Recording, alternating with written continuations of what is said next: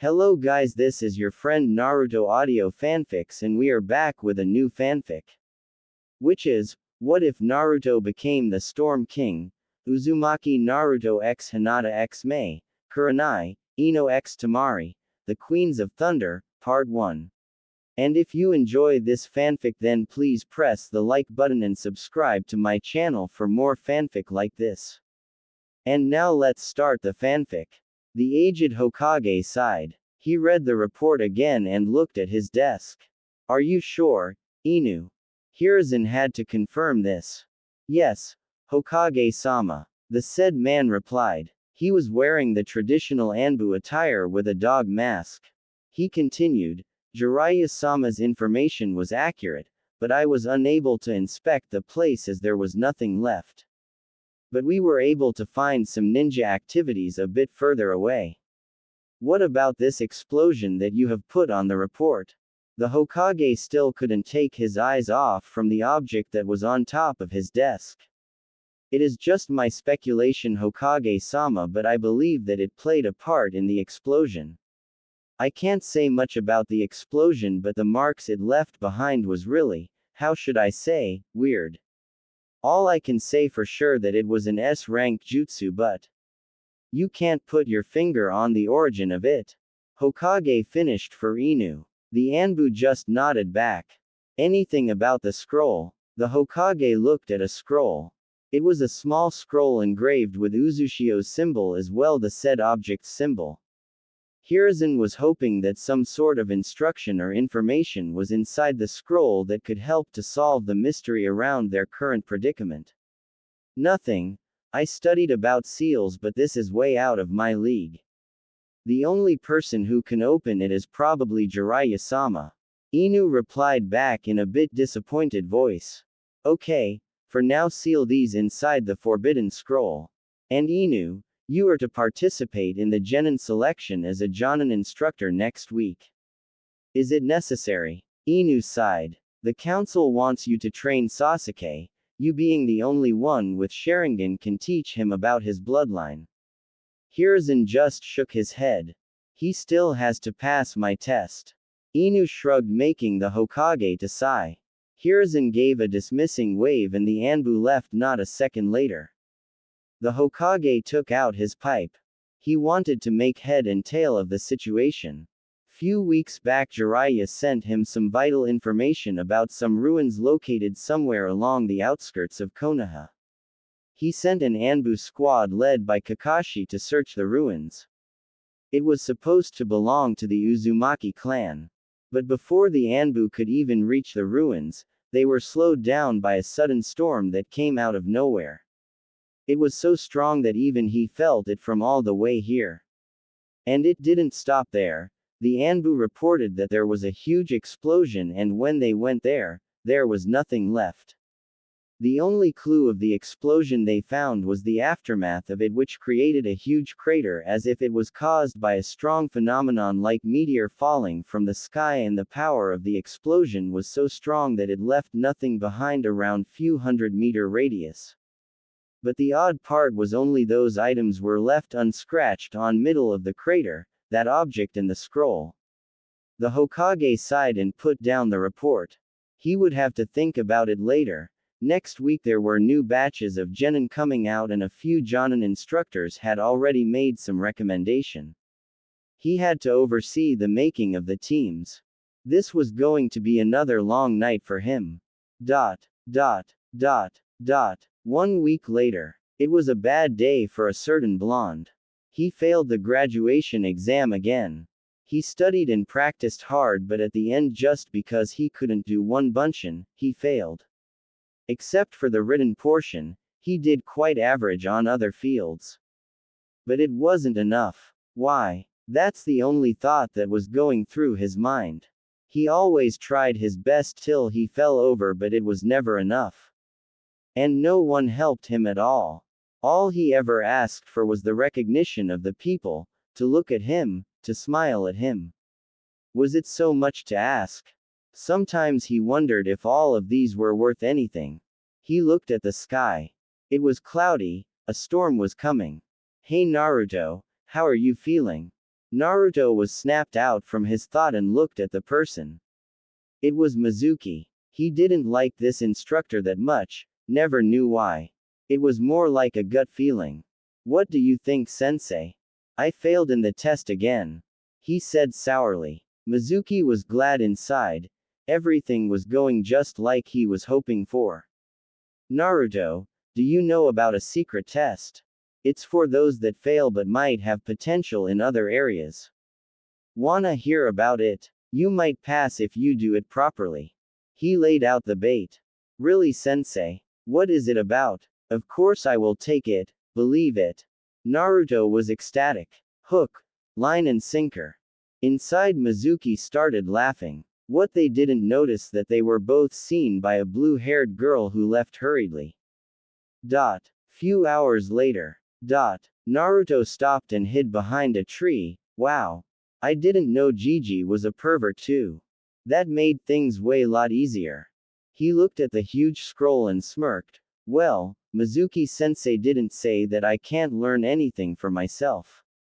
I mean, I will be considered as an idiot if I don't give a peek. With that, he opened the scroll and started to look for anything good. Most of the jutsu were complicated, as in he got zero idea what they were meant to use for. And some even sounded downright weird. But one jutsu caught his attention, and it was Shadow Clone Jutsu. Somewhere else. Iruka was running with Hinata to find Naruto. The girl came to his house and told him about Mizuki. If it was anyone else, he would have thought that it was a bad joke, but Hinata's worried eyes and her frantic gestures told him that she wasn't lying. It angered him, but instead of going after Mizuki, he rushed to go to the tower to inform Hokage about the matter. But when he saw few Anbu running around, he knew that the damage had been done. He sent a message to the Hokage and started looking for Naruto. He couldn't lose time now. He had to find Naruto before Mizuki would. Hinata tagged along. He wanted to send her back, but he really needed her Byakugan, and the girl was determined to help. His only wish was that he could find the boy whom he started to see as a little brother before it was too late. Back with Naruto. Wow, that wasn't so bad. Maybe I should check out if there is anything else. With that, he started looking into the scroll again. His body was a bit ragged. It was hard to learn at first, but he still pushed forward, and at the end he learned it. Although he got few cuts on his hand courtesy of the tree next to him as he punched it when he got frustrated at the middle of his learning. But he didn't wish to stop now because he wanted to see if he could learn something more, something important. Chances like this never came so often. Then he saw the last part of the scroll. Nothing was written there, but there was a symbol, and it looked like the one he wore on his jacket. He touched it with his bloody hand and was surprised when suddenly smoke came out from there. When the smoke cleared, he saw a mask and small scroll lying there. The mask looked weird to him, but for some reason he felt calm when he held the mask.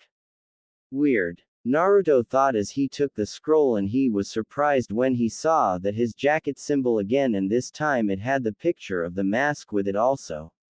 He touched the scroll with his bloody hand again, and immediately with a click sound the scroll loosened up. Naruto was surprised to see the scroll opening. He opened it to see what was written there. Raijin, the Shinto god of lightning. With the help of this divine mask you shall be able to call forth the blessings of Raijin, god of lightning, thunder and storms. Be wary, summoner. If your intention is vile, you will be punished for your malicious intent.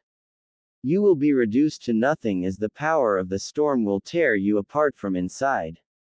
Take heed, summoner. Even if your intention is good, you will have to pay the price for wanting such a power.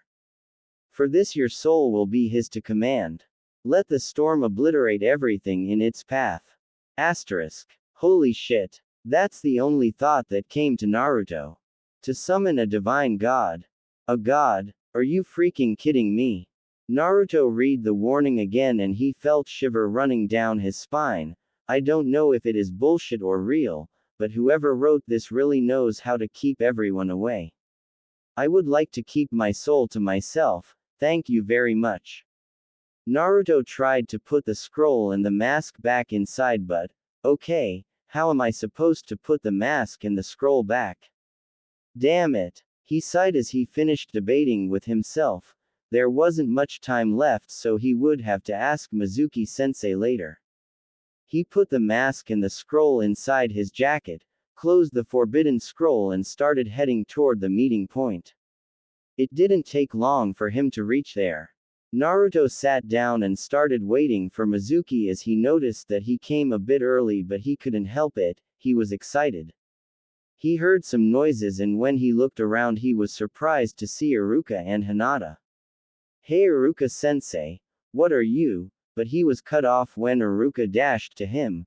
Grabbing him he jumped back, and he did all these in 5 seconds. Naruto was surprised and then he was shocked to see there were kunais on the place where he was standing. Mizuki was not having a good time. He had to slow down to make sure no one was following him. Now before he could even get to Naruto, Iruka was there already, and the main problem was Hinata.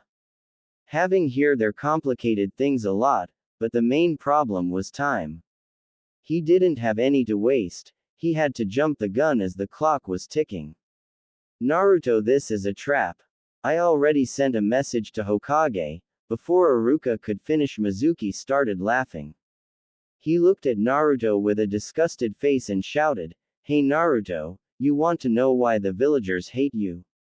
Why everyone? Mizuki. Iruka shouted and he threw some shuriken at him. Mizuki jumped and hid behind a tree. Naruto, Hinata, go get help, you won't stand a chance against him. Go. Iruka told both the kids. Before both of them could run, don't you want to know Naruto? Why everyone ignores and neglects you? Mizuki started saying while jumping behind the trees. Naruto stopped hearing that. Hinata got worried when she looked at the eyes of the blonde.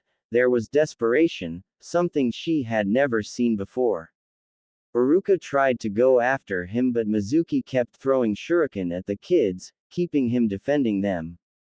12 years ago, Yondaime couldn't kill the Kyuubi, so he sealed it inside a baby, and guess what?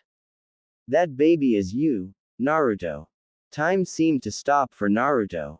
All the time the question he always asked himself, why, had finally been answered. He didn't wait to see the look on Hinata or Iruka's face. He jumped and started running away. Hinata was heartbroken after knowing the truth. When she looked at Naruto, she could see the pain in his eye, the fear. Before she could say anything, he jumped away. Without a second thought, Hinata gave pursuit. Naruto. Hinata. Iruka screamed, but before he could do anything he saw a Fuma shuriken coming at him. He jumped to avoid and then he saw his mistake. Another Fuma shuriken was coming at him, while he was still in midair. Hinata was running, she could see Naruto with her Byakugan. She couldn't take this, the boy she admired and liked was torn to pieces. She couldn't run away now, he needed her. She needed to tell him that all this didn't matter. She suddenly saw a Fuma shuriken coming at her from behind fast. She dodged it, but not fast enough as it cut her leg. She took her gentle fist stance and stood there. She looked at her leg, it wasn't deep cut, but she could see she wouldn't be able to outrun Mizuki now. But she was glad when she saw that Naruto also stopped behind some trees. But she had to focus on Mizuki now, for she would protect him with her life. Why do you care for the demon child, Hinata? You know that he is the fox that caused so much pain all those years back. Many of your clan members died too, if I remember. Mizuki was trying not to kill Hinata. Killing the Kyuubi brat and Iruka was one thing, but a clan heiress was another. You are wrong. Naruto-kun isn't a demon. He is a b-boy that tries his hardest and always stands up no matter what. I don't care if he has Kyuubi inside of him, he is not the KY Kyuubi, he is Naruto, the person I admire most, and I will not let you kill him. Hinata shouted. Mizuki was pissed. He really didn't want more trouble, but now there was no other way. He had to kill her and find Naruto fast. Naruto was shocked to hear this. Hinata didn't mind that he had the Kyuubi inside of him. Sure, he didn't know the girl that much, but he knew that she was shy, quiet, and a bit weird, but also caring.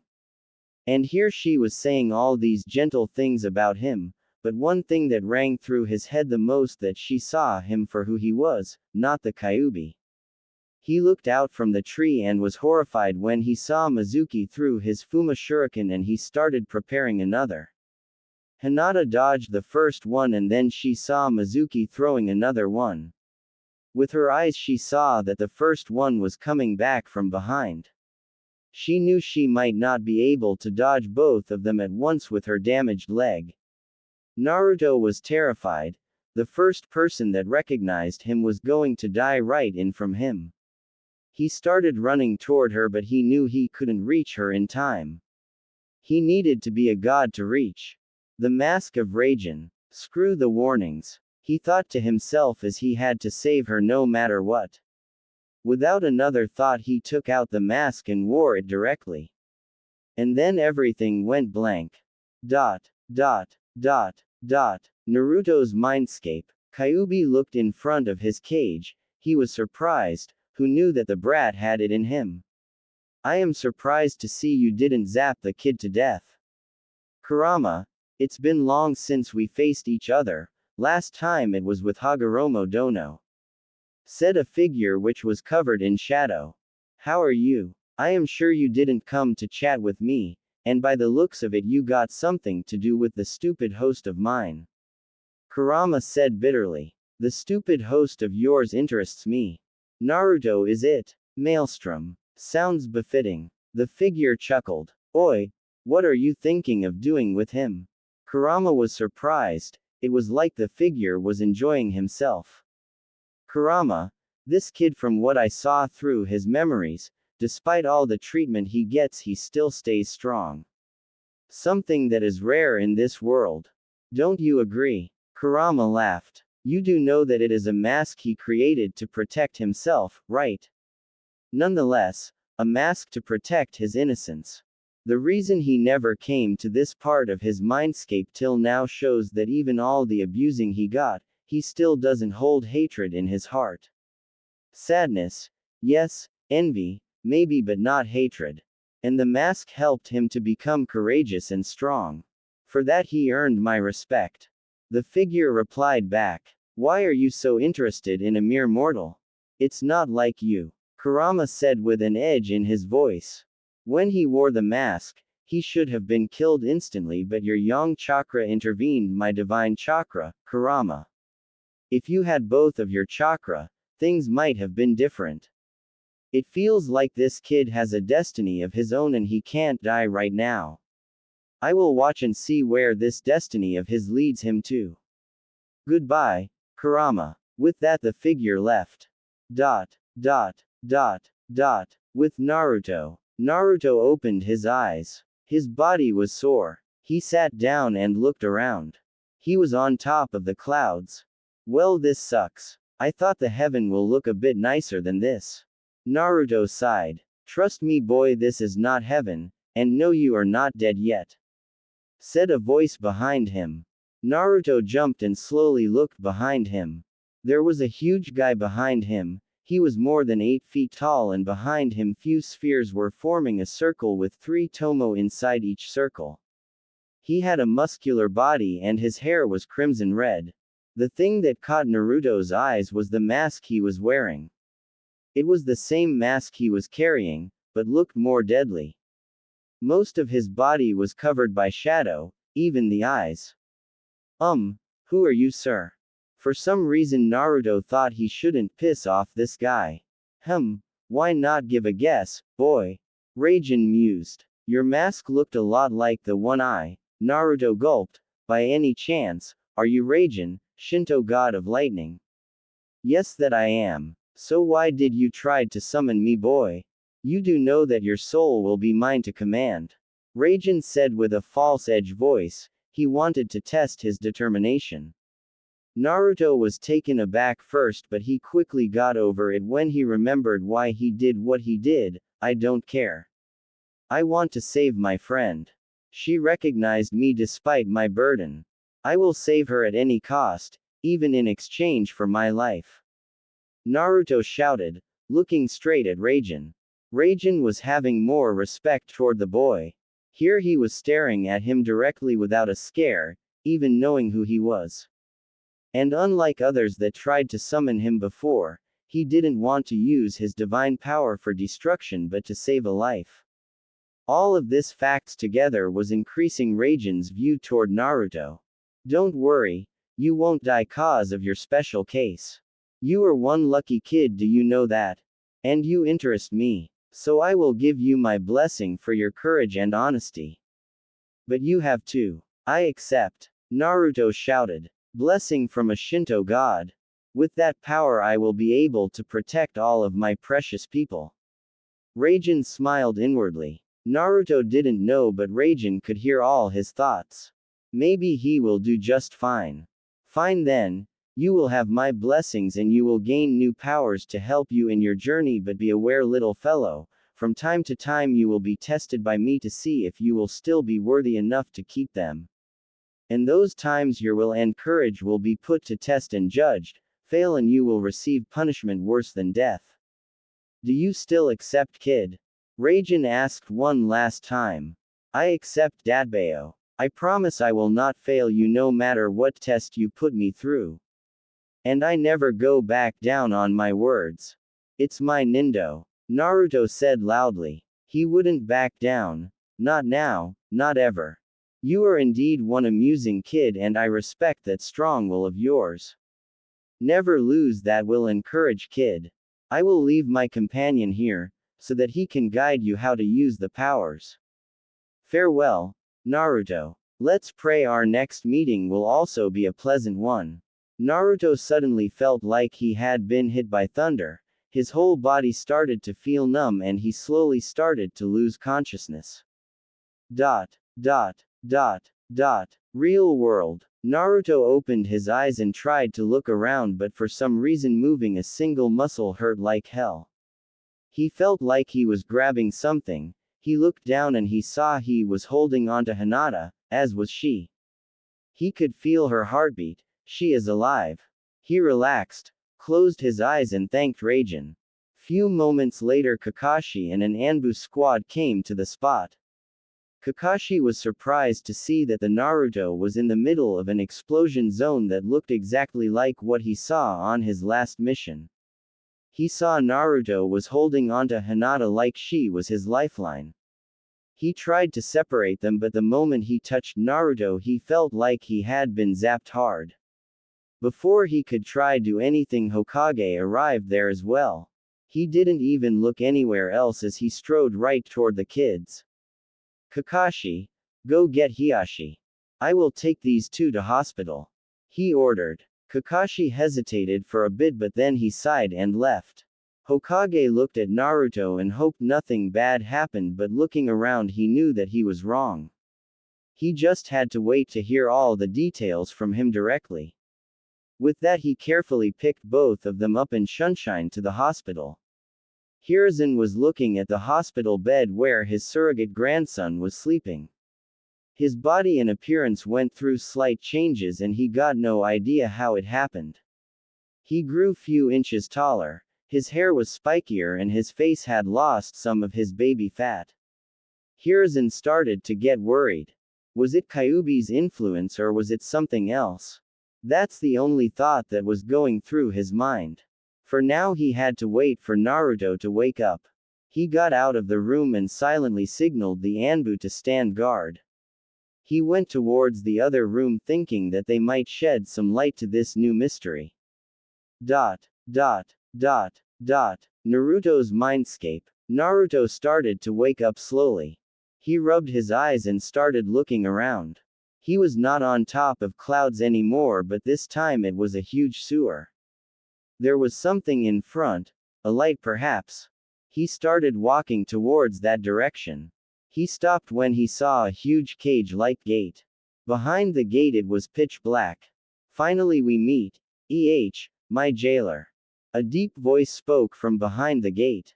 Kyuubi? Naruto asked. He jumped back when he saw the huge red eyes, filled with hatred, but there was something else hidden deep inside those eyes. So you are the reason my life is like hell. Wow. That answers a lot of questions. Naruto sighed. It was not by choice that I ended up inside a brat like you. That cursed Yondaime sealed me in you. Without this seal I would have shown you real hell, brat. If you blame anyone, blame that good-for-nothing blonde monkey. Kyuubi hissed. Shut up, furball. Naruto shouted. He just met his prisoner and he was already getting pissed at him. Why not you guys stop bickering like little kids? Spoke a new voice. This voice was deep and it had a thunderous edge to it. Naruto was scared now, because this new voice was right behind him. Damn, he hated it whenever this happened. He looked behind and saw a huge wolf. Oh crap. Real world. Hiruzen went inside another hospital room. Hinata was there with her father Hiashi. He knew the guy, a typical stoic type noble clan head. He looked at Hinata who was looking down. He had to handle this carefully. Hiashi, thank you for coming so fast. Hiruzen said. No problem, Hokage-sama. If I may, I still didn't get the full report on why my eldest daughter is here. Hiashi said with no expression whatsoever. Your daughter along with Naruto and Iruka helped to catch a traitor. I will mark it as a B-ranked mission and will pay them accordingly. I will give you the full report tomorrow. But I want to ask something to your daughter alone if that's okay with you. Hiruzen hoped this ought to calm him down. Not a problem, Hokage-sama. Hiashi was a bit surprised. His daughter, who was considered as a failure in his clan, did a B-rank mission the day she graduated as a genin. Guess there may still be some hope left, he thought, but he didn't like his daughter associating with the Jinchuriki, although for a different reason, but for now he would have to let it go. Hinata, take rest for today, I will come tomorrow and take you back. With that he left. Hinata let go of her breath. She didn't know how long she was holding it. At least her father was not angry. Hokage-sama, how is Naruto-kun? She finally asked the question that was on her mind since she woke up. Hiruzen smiled, but he needed some answers first. Hinata, he is fine, just exhausted. But I want to ask you some question. He asked, and when Hinata nodded, he continued, what do you remember before you passed out? Hinata closed her eyes as she tried to remember the event. I don't remember much, Hokage-sama. I wasn't injured when I got hit by Mizuki-sensei's Fuma-S shuriken, but before I got hit by another of his Fuma shuriken, I suddenly saw a huge lightning shaped like so something hit behind me. It was so strong that I had to turn off my Byakugan and even had to close my eyes. After that I don't remember much. She left the part out where she was caught by two hands when she turned off her Byakugan. She didn't need to see to know who it was, but by just thinking of that moment her face flushed up. More mystery. This couldn't get any worse, Hiruzen thought. Hokage-sama, the council has called for a meeting. An Anbu came and informed the old Hokage. Hiruzen sighed. He shouldn't have said that. He cursed his luck and went towards the council room. Back to Naruto's mindscape. Oh shit. Oh shit. Oh shit. Naruto was panicking. In front of him was this gigantic wolf staring at him. He was almost as tall as the freaking Hokage tower. But unlike Kyuubi, this guy was not inside any cage. The wolf had blue and white fur mixed in. His whole body was emitting lightning streaks, but unlike actual lightning, his were more controlled, acting like it was a second fur over his normal one. He had this divine aura surrounding him that was fully opposite of the demonic aura he felt when he talked with Kyuubi. So you are the brat that impressed Lord Raijin. You don't look like someone who can hold onto his nindo. The beast said. Naruto's emotion did a 180 turn. Who do you think you are insulting, my Nindo? I am Naruto Uzumaki, future Hokage of Konoha, and I never back down on my words.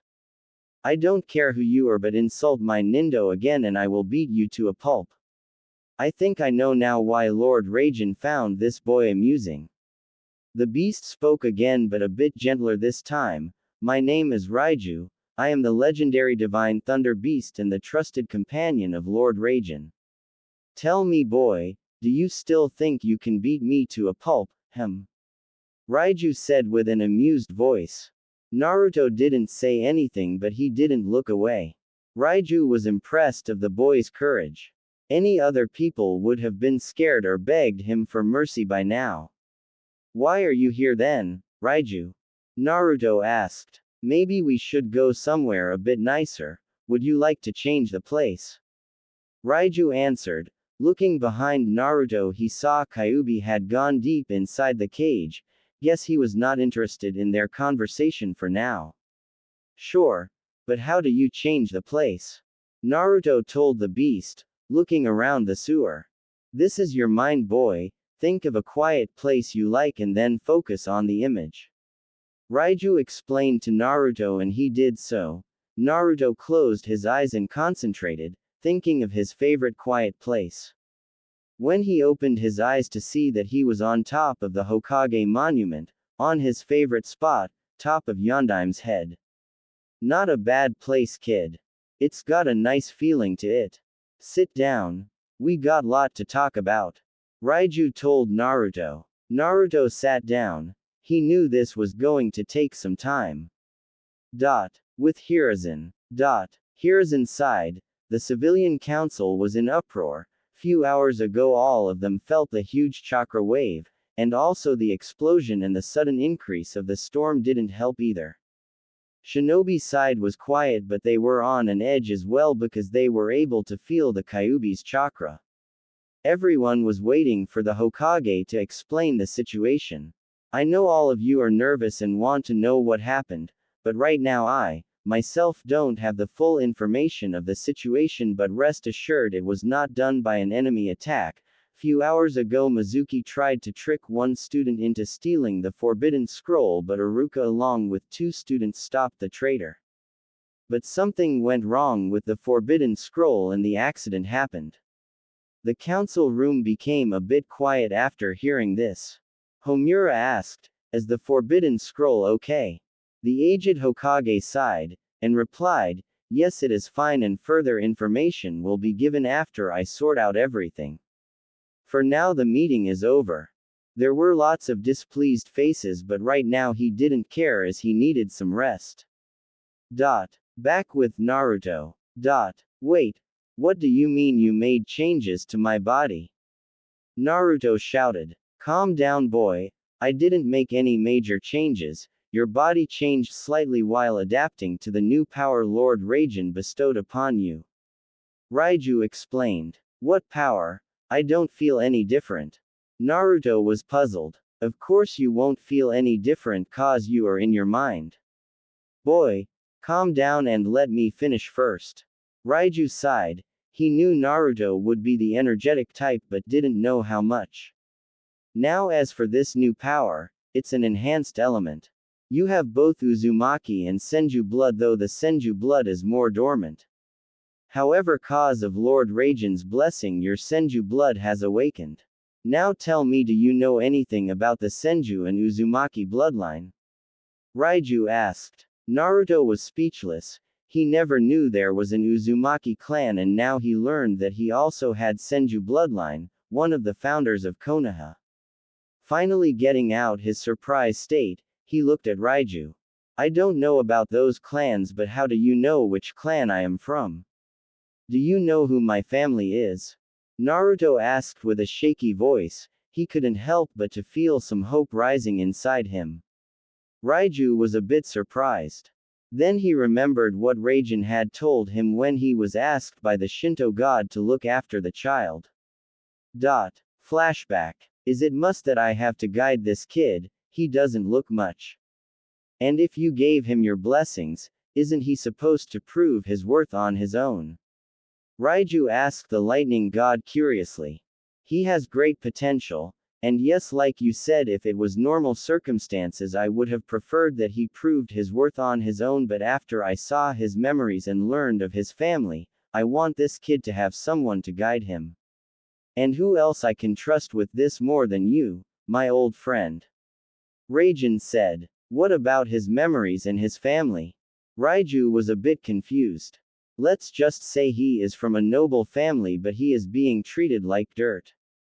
And if you want to motivate him, just tell him that next time we meet, if he is able to please me, I will tell him about his family. Flashback ends. Truthfully speaking, kid, I don't know about your family. I was told by Lord Raijin about your family status, and before you start asking, Lord Raijin said that he will tell you about your family only if you can prove your worth the next time you meet. Naruto was shaking. He finally found a lead on his family. He would prove his worth to the Shinto god, no matter what challenges he would throw at him. Raiju was impressed.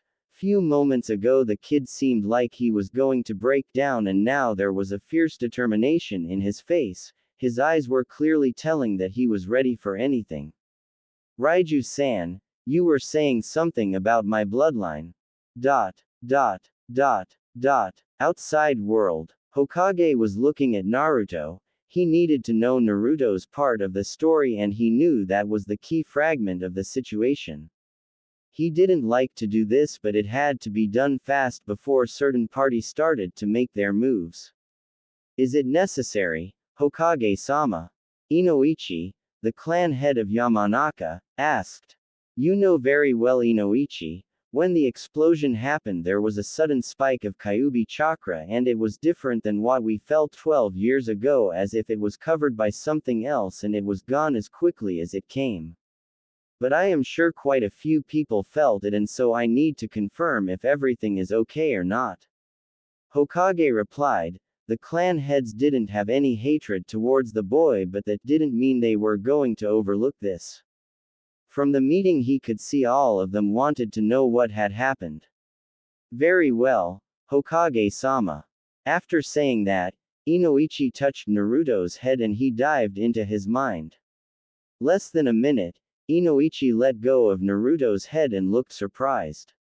What happened? Hokage inquired. Nothing. I don't know how, but his mind seems to be well guarded, as something pushed me away before I can check his memories. I couldn't even enter his mind properly. If it makes you feel any better, Hokage-sama, I didn't feel Kyuubi's chakra. Inoichi answered. Hokage just shook his head. They were back to square one. The mental barrier. If it is not Kyuubi, then was it Minato? Did he create a protective barrier for him? He would have to ask Jiraiya to come and check the seal. In the meantime, he had to take measures before certain people started to make move on Naruto. Back to Naruto. What happened? Naruto asked Raiju. While explaining, the beast suddenly stopped moving in the middle and had a blank look on his face for few seconds. Nothing, kid. Now where was I? Yes, your bloodline. Let me explain a little bit about Senju bloodline. The ones who have strong Senju blood in them, they can manipulate natural affinities, and some of them, the strong ones, can cope with Senjutsu. Raiju started explaining. Raiju-san, what is Senjutsu? Naruto asked with a clueless face. Raiju only sighed. This was going to take time. Naruto, there are 6 major type of jutsu people can use. I think you know about ninjutsu, genjutsu and taijutsu. The other 3 are bukijutsu, fuinjutsu and senjutsu.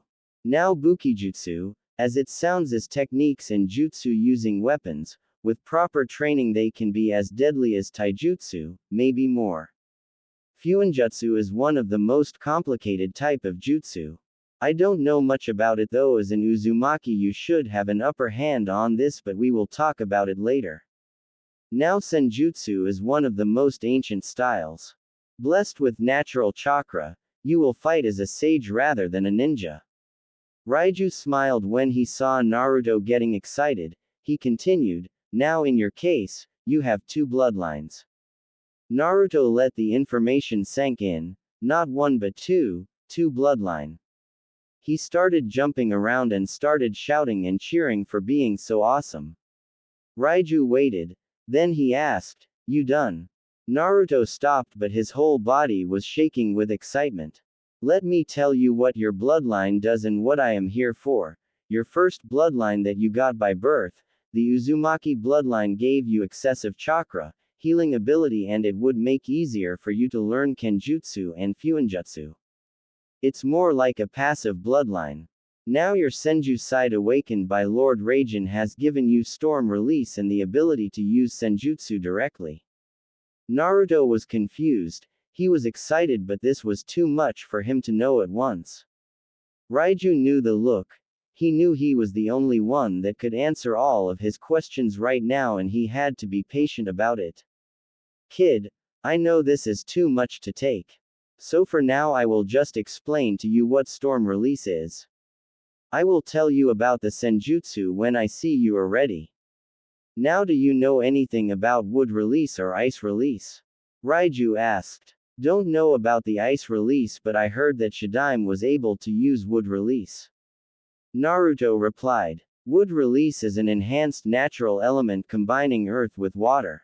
Same with ice release, you combine water with wind, you get an enhanced natural element. But those without the bloodline won't be able to use it properly. So can you guess what storm release is? Raiju asked Naruto. Something to do with lightning element. Naruto answered. Yes, lightning combining with wind and water, you can get the storm release. It's one of the most hardest enhanced element to control and one of the strongest cause instead of combining two elements, you are combining three. Storm release. It sounds cool. Awesome. Naruto smirked. And as for why I am here to guide you, to tell you what to do and how to control your element and powers although I won't be helping you directly. I will stay inside your mind for some time. Hope you don't mind having a new tenant. Raiju said while looking behind as if he was looking deep inside his mind. Of course you can stay, you are better than the stupid furball anyway. Naruto was excited to have a legendary beast inside him and not only that, he would guide him as well. Good to know and one more thing kid, I can talk with you through your mind, so if you want to talk to me just talk through your thoughts. Naruto nodded and suddenly he felt very tired and before he could ask anything he was drifted to sleep. Raiju was a bit excited as well. It had been quite some time since he had something like this to do. Maybe Lord Raijin is right, it could be amusing. Hokage Tower. Hiruzen was relaxing in his chair, he knew he needed that. Today was anything but peaceful. The talk he had with his advisors was not pretty either. Flashback. Let me get this straight, just because you felt Kyuubi's chakra, you want the boy to do underground Anbu training, Danzo. Hiruzen looked at his other advisors. And you two also think this is a good idea. Hiruzen, I know you care for the kid but the chakra spike wasn't normal. It was huge and combining with the explosion many shinobi started to think it was caused by Kyuubi. Homura explained, he knew Hiruzen was right with his decisions lots of time but in many cases they needed to follow Danzo's way. We are just saying put the boy in Anbu training program and when everything calms down you can bring the boy back to normal ninja routine.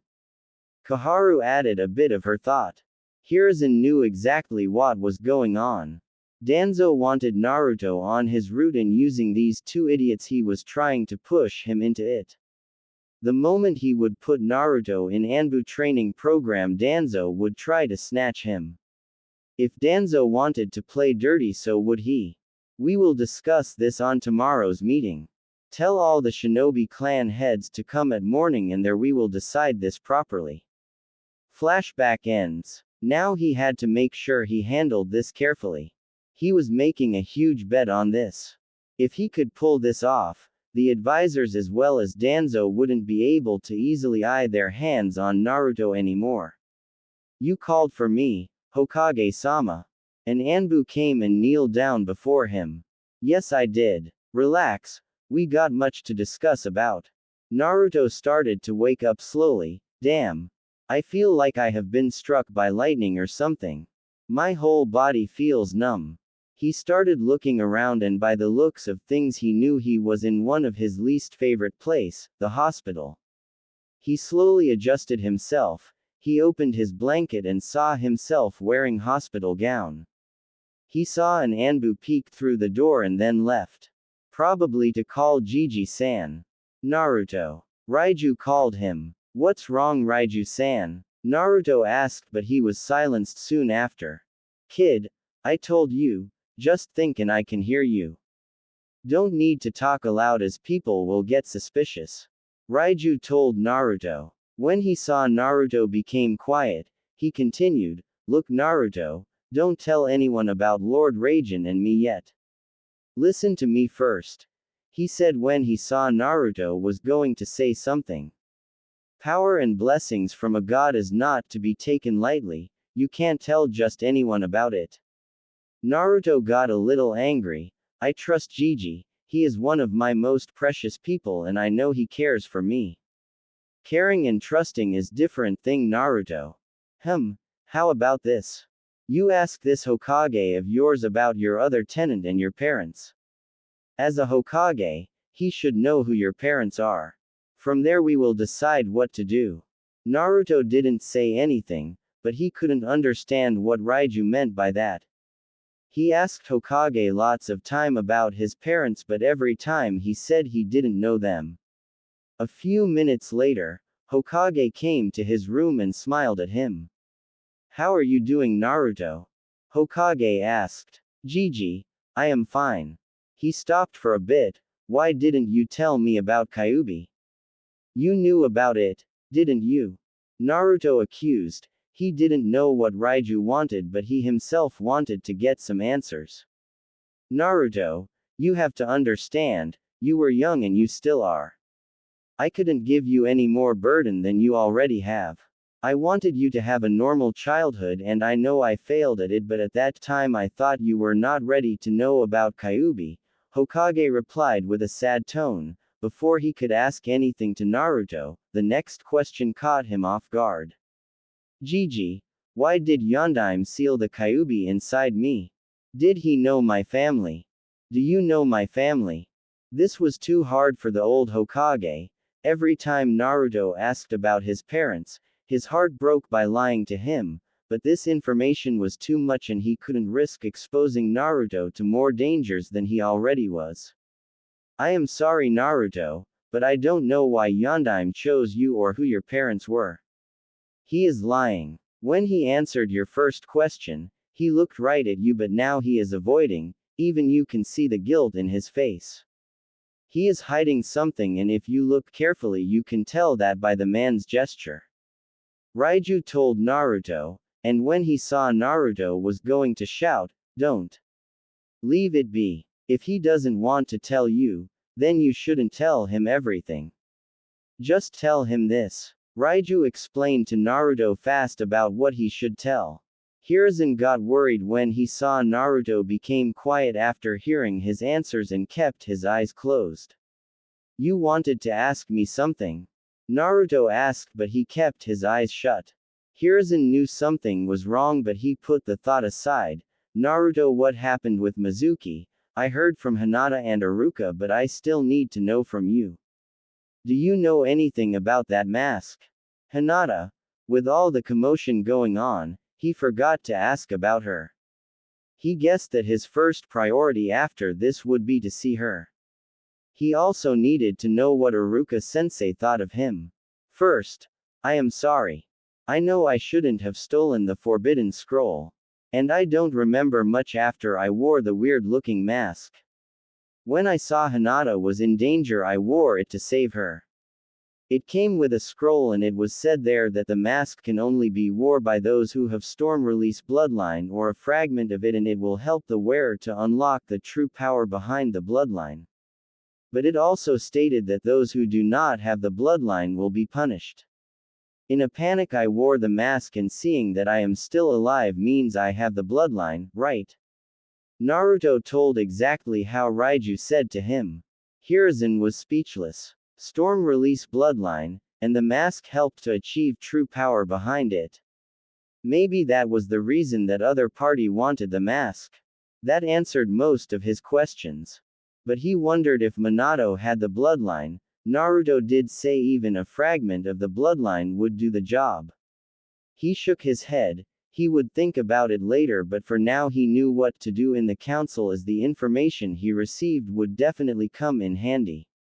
Smiling at Naruto, he said, "Thank you, Naruto. Why don't you rest for a while? The doctors said that you should be fine after a while." Then he turned to leave. "Thank you, Hokage-sama." Hiruzen stopped. He slowly turned around to see Naruto was looking at him, but his eyes weren't the kind eyes he saw a few moments ago, but filled with sadness as if he was betrayed. Hiruzen's heart shattered. He didn't know when or how, but he knew he messed up and lost his surrogate grandson's trust. For a long time they stared at each other, but when he opened his mouth to say something, Naruto turned around and put the blanket over his head. Hiruzen knew he couldn't do anything now. He damaged his relation with him without knowing. With a heavy broken heart, he left towards the council room. Naruto's mindscape. Why did he lie to me? I thought of him as my grandfather.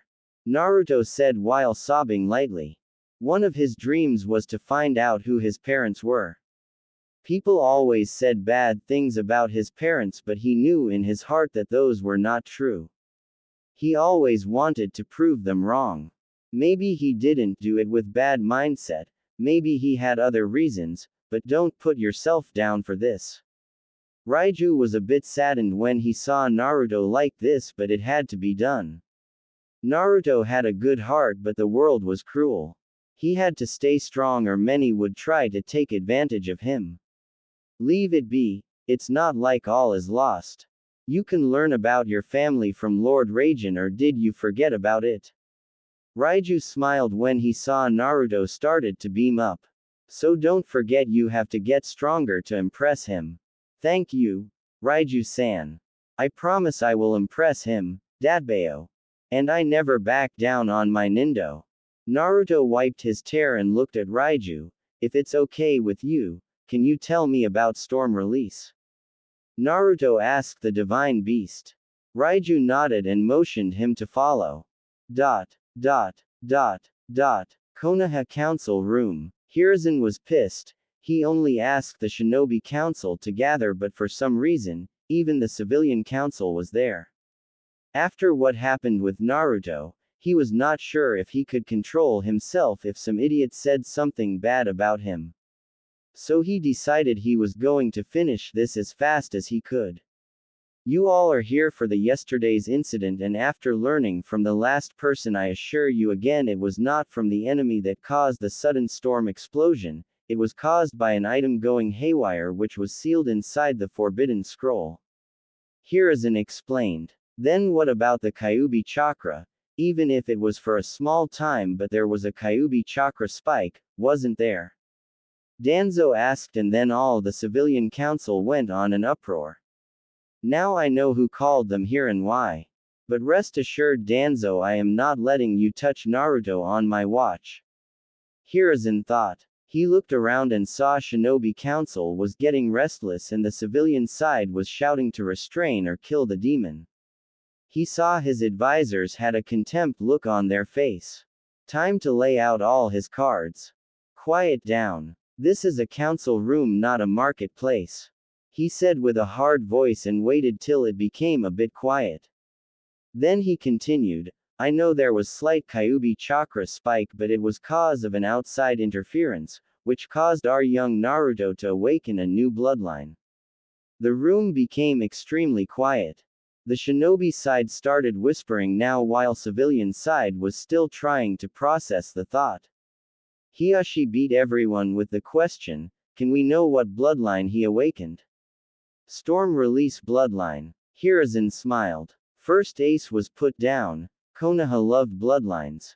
With the news of carrying a bloodline, now the shinobi side would aid Naruto as bloodlines were viewed as a great asset, especially the rare ones. And they might even start to care for him more cause of this rare bloodline. Wait, you mean to tell me that the kid got the rare bloodline that the hidden cloud village has? How did the kid got it? Shikaku, the Jonin commander, asked. How he got it is an S-class secret which won't be revealed for now, and for those who are still not satisfied with the Kyuubi problem, I have placed him under proper care. He will be under the care of an elite Anbu, codenamed Tenzo, and as for why he is chosen. Hiruzen snapped his finger and an Anbu came who started distributing some files to the shinobi side only. Second ace has been put down. Seeing this, one merchant head from civilian side shouted. Hokage-sama, why are we not getting any of those files?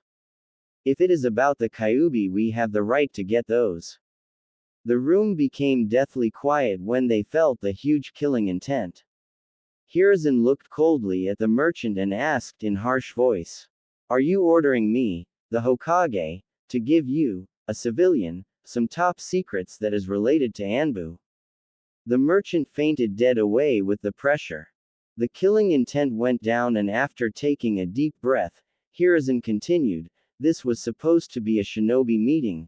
I don't know why the civilian council side came when you were clearly not invited, but rest assured that if you people make the same mistake again in the near future, I will ban the civilian council from sitting in any meeting till further notice. Do I make myself clear?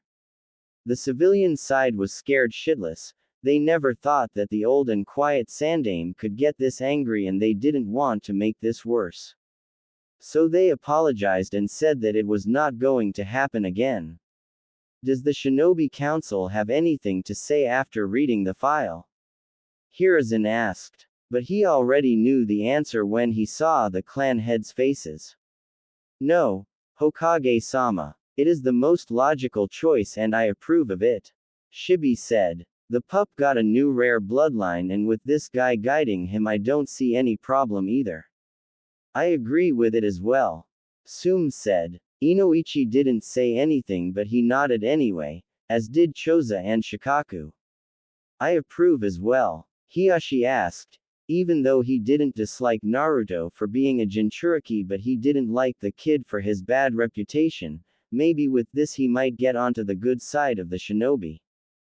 Hiyashi thought to himself. With the approval of the Shinobi Council, I put Genin Naruto Uzumaki under the apprenticeship of an elite Anbu who, from now on, will go by the name Yamato.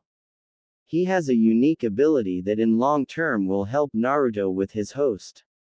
And as for any other discussion or decisions regarding the said Genin, it will be decided by only me and Shinobi Council. And when I see he is worthy of any promotion, be it through any exam or field activity, I and Shinobi Council will decide if he will be promoted or not. Hiruzen said while smiling. Homura quickly intervened. You can't do that, Hokage-sama. The civilian council and we advisors has the right. Right to do what, exactly? Hiruzen didn't let him finish. If he could pull this off, Naruto would have one less problem to deal with. To interfere with shinobi activity.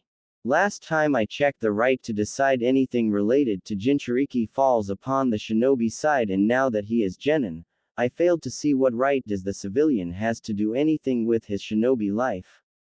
And for the advisors, you are to advise me, and I know your decisions are meant to help me for the betterment of the village, but because Naruto is a Jinchuriki, his jurisdiction falls under the whole shinobi heads, not just me. Quote. Danzo and the elders were furious. Hiruzen just foiled all of their plans. It meant that now civilian council had no right whatsoever in any activity regarding Naruto. They might be able to pull the strings behind the civilian council, but the shinobi clan heads were not stupid. And they themselves couldn't make a move on Naruto now that all the clan heads would be watching the kid. One wrong move, advisor or not, they would be in deep problem. It felt like the Hokage just politely told them to off. With this, the meetings is over. Hiruzen smiled slightly and left the council room. It had been long time since he last left the council room with a satisfied face.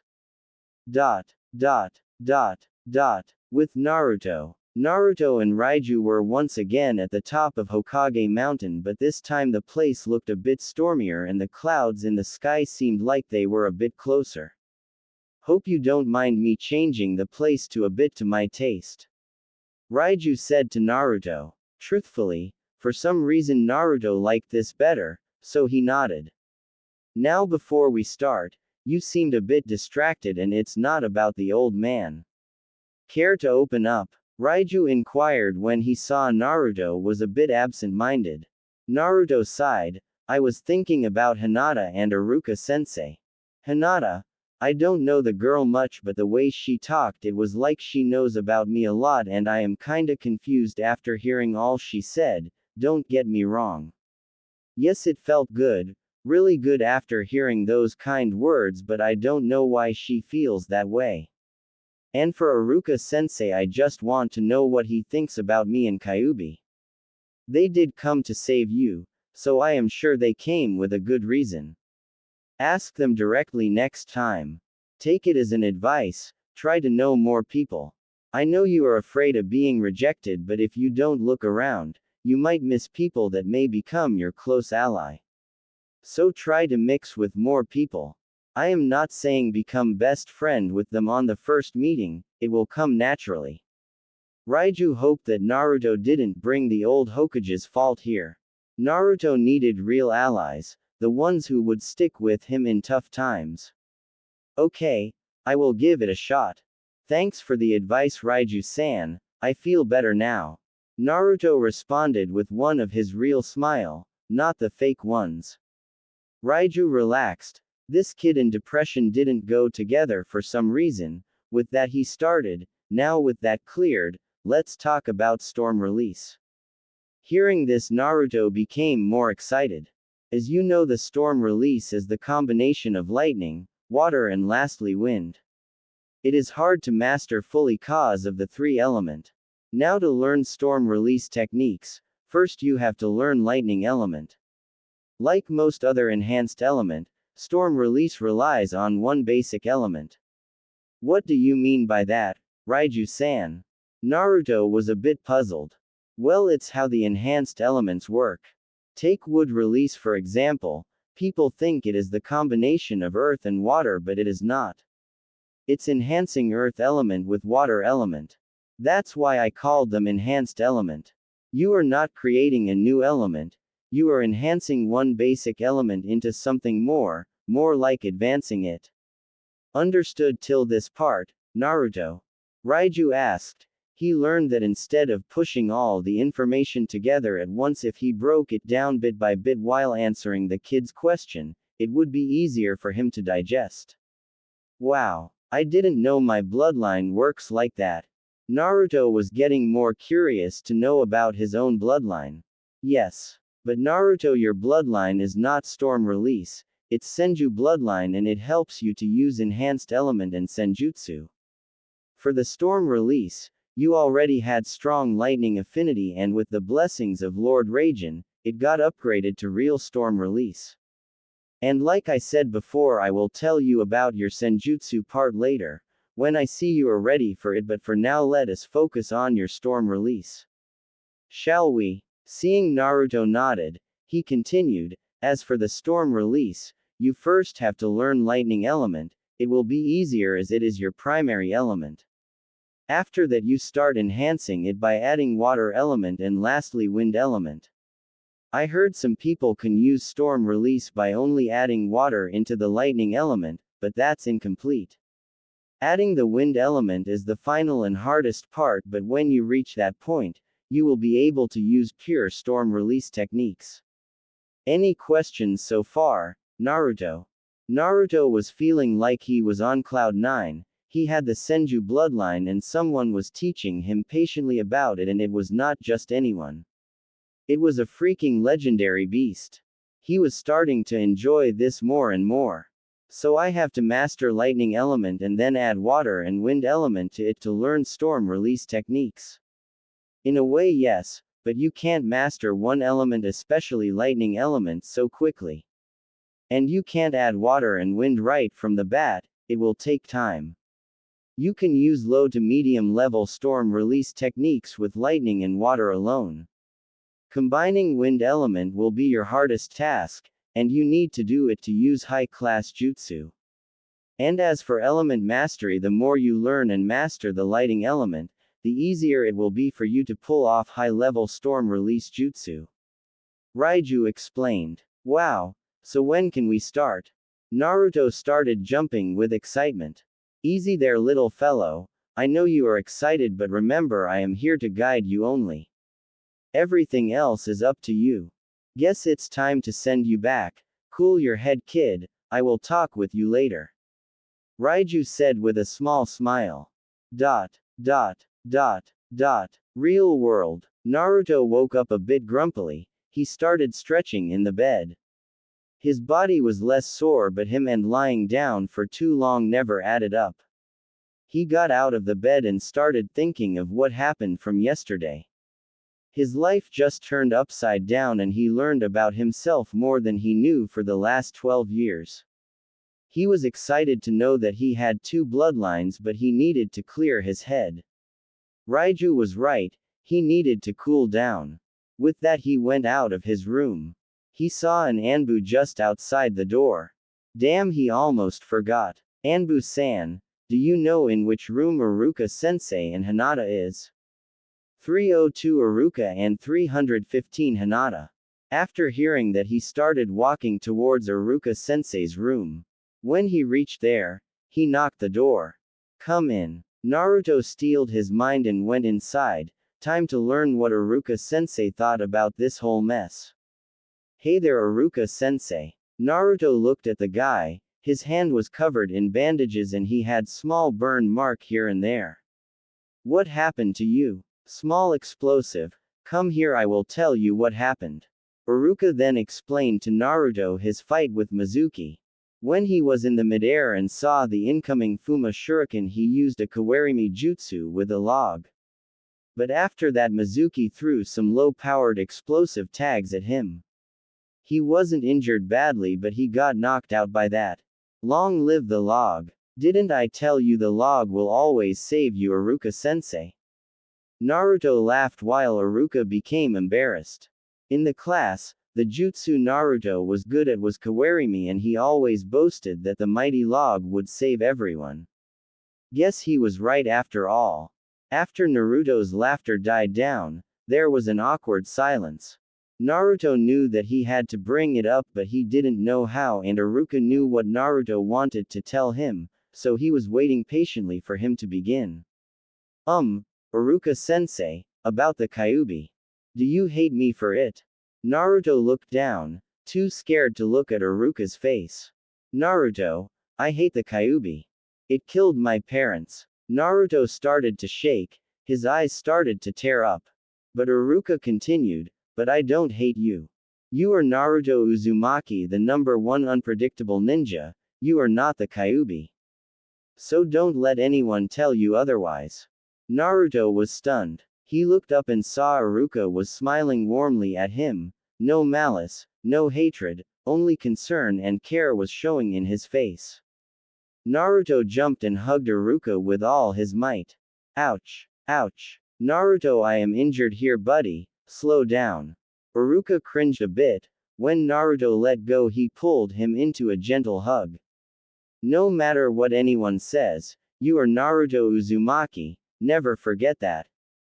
He whispered it softly. Naruto was in tears. He nodded a bit while holding onto him. After a while, Iruka let go of Naruto.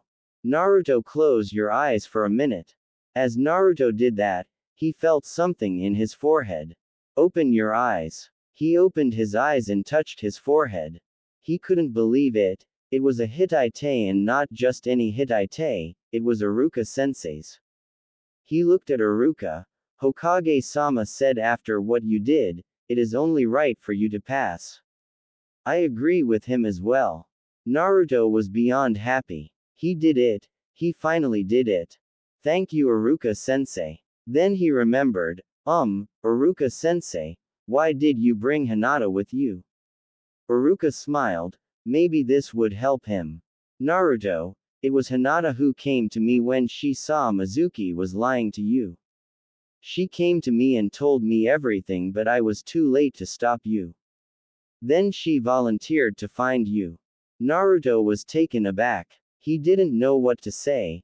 Why don't you go and ask Hinata herself? I am sure she will like it. Iruka advised Naruto. Sure. I will go see her now. Take care, Iruka-sensei. With that, Naruto ran out of the room. Iruka just smiled to himself. Maybe this might bring those two closer.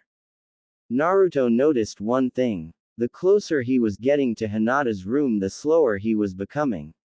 He finally reached her room and knocked. When no sound came, he waited patiently for 1 minute, then he went in. I need to work on my patience. Naruto looked at the girl who was sleeping peacefully on the hospital bed. He went close and sat beside her. She was looking beautiful sleeping like that. Wait, what? Now Naruto started to get nervous. He just realized that he had to talk to a quiet, beautiful clan heiress who seemed to admire him and he knew nothing about her. He steeled himself and poked her cheek gently to wake her up. He was not going to back down now, even though he was nervous like hell. He poked again and this time she started moving. He hurriedly sat down, but for some reason he wanted to poke her cheek more. Pushing the thought aside, he waited for the girl to wake up. Hinata started to wake up when she felt someone poking her cheek. When she opened her eyes, she saw Naruto. She thought that it was maybe another one of her dreams. Hey Naruto-kun. How are you feeling? She said softly while smiling at him. Naruto was speechless. Her smile was stunning and her face was not red and she was not stammering at all. She looked more gorgeous than before. How? Why am I stammering for? How are you feeling, Hinata? He asked her with a loud voice. That made Hinata snapped out from her daze as she realized, this is not a dream. This is real. Hey, there NN Naruto-kun. How are you feeling? Hinata said while her blush came with full force. Okay, now this was the Hinata Naruto knew, quiet, gentle and a bit weird. Hey, I am doing fine, how about you? I heard that you didn't get injured much. Thank God. Naruto said while giving her his real smile. Thanks to you, Naruto-kun. Hinata thought and she wanted to ask him why he came here, but before she could say anything, Naruto looked directly at her. This stopped most of her thought process. Hinata, did you mean everything that you said back at the forest? Even though knowing that I have the Kyuubi inside me. Naruto desperately wanted to know her answers. Hinata knew she couldn't back down now. She took a deep breath and tried to calm her mind. She could see hope and desperations in his eyes. She had to take this step. Naruto-kun, I meant every single thing I said back in the forest. Might not remember, but when I was kid I got bullied and why you came to save me and took the beating for me. But before I could say anything my bodyguard came and took me away. While he was taking me away, why you looked hurt but yet why you smiled at me. From then I noticed that you work harder and no matter how many times you fail. Why you gave your all and when you fall down you get back up and try again. For a shy and weak person like me, you were my hope. Hinata slowed down. She looked at Naruto. She was praying that Naruto didn't think of her as a failure too. Naruto didn't know what to say. It was more like words were not coming to his mouth. Was it possible for someone to care for him like this? Hinata, I don't know what to say. Hinata felt her heart was getting heavy. But I know you are not weak. You stood up against a Chunin. I think everyone will admire your courage for this, Hinata, as not many genin can stand up against a chunin right after graduating, you know. So don't think that you are weak. You are shy, yes, but you are gentle.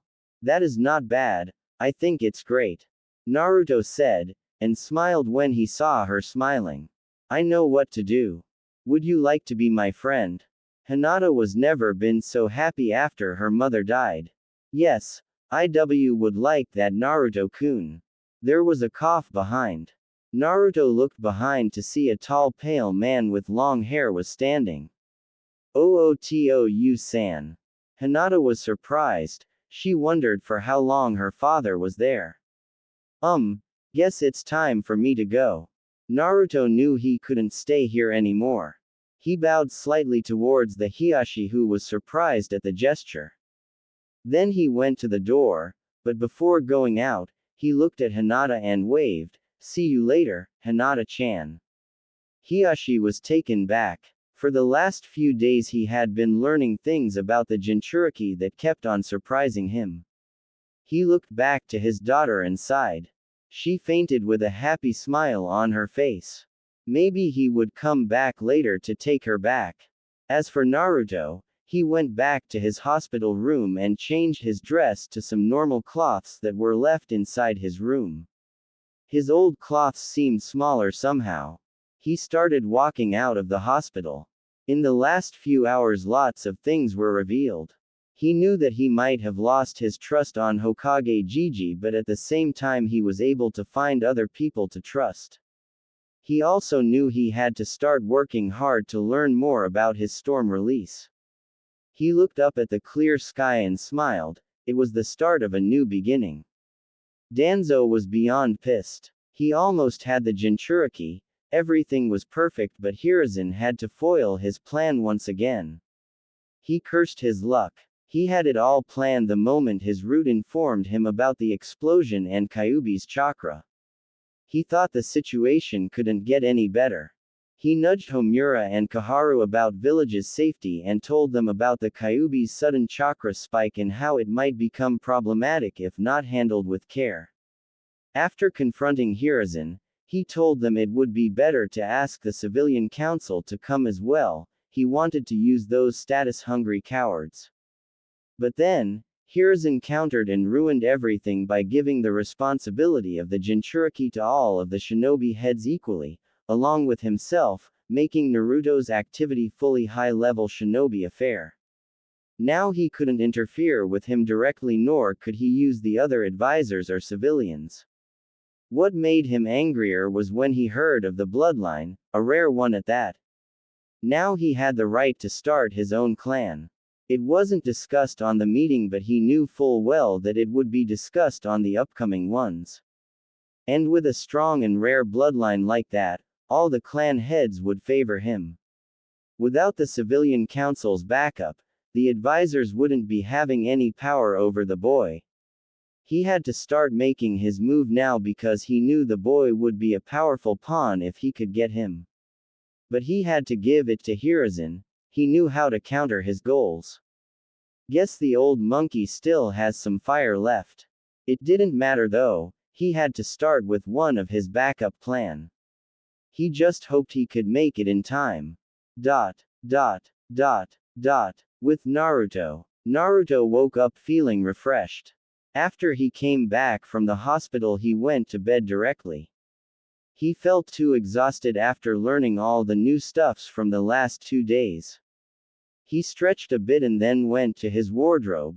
One of the most important things he learned that he needed to buy new cloths. Most became too small for him after the growth spurt.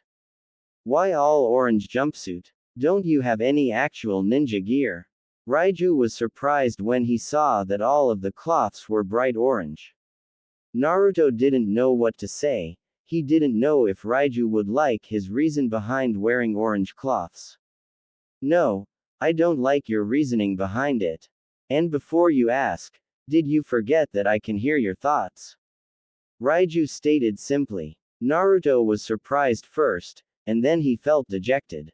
He wanted people to acknowledge him, to see him not as the Kyuubi brat but as for who he was, as Naruto Uzumaki. That was why he did all the pranks and wore these bright color cloths. Your goal is humble and just for a kid, but you must know that people will like you for who you are on their own. I know I am being a bit harsh, but why do you want the same people that abuses you without knowing or seeing the real you to recognize you? Take that Hinata girl and Aruka for example, just by being yourself they came to acknowledge you. Take time and think about it, but I would suggest that you at least change your appearance. With that, Raiju stopped because he knew that Naruto needed time to rethink about his ways of life. When Naruto didn't feel Raiju's presence anymore, he slowly took his frog wallet and started heading toward market area.